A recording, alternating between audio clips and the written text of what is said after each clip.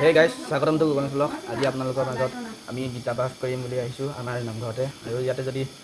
কিবা কিবি ভুল ভ্ৰান্তি হৈ যায় হ'ব ভুল ভ্ৰান্তিখিনি মৰ্ষণ কৰিব আৰু আপোনালোককো গীতাৰৰ কিছু আজি অধ্যায় আপোনালোকক শুনাম বুলি আমি আগবাঢ়িছোঁ।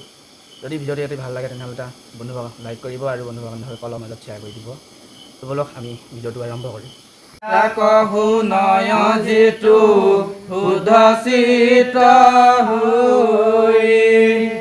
সুবৰ্ণ পাতৰ বস্ত্ৰ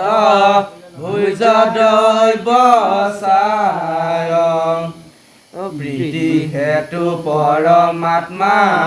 উৎসৰ্গ কৰিব যথা যোগ্য পুঁজি বাচ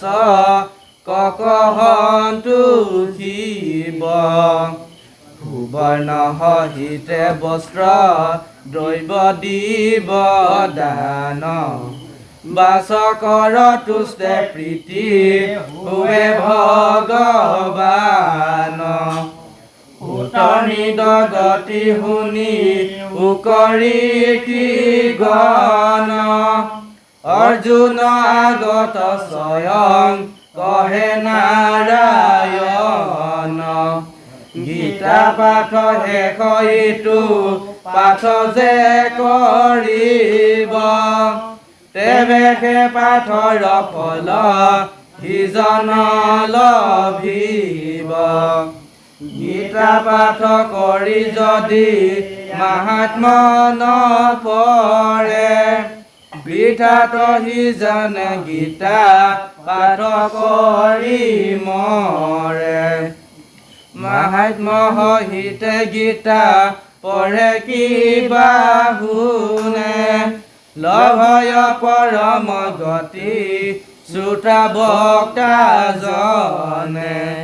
পুণ্য ফলে সংসাৰৰ তৰয় হিতু জন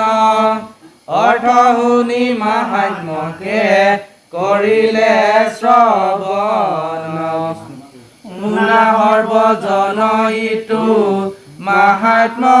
গীতাৰ যাহাৰ প্ৰভাৱে সুখে তৰয় সংসাৰ গীতাৰ মাহাত্ম্য এহি মানে সমাপন হৰি হৰি বোলা হবে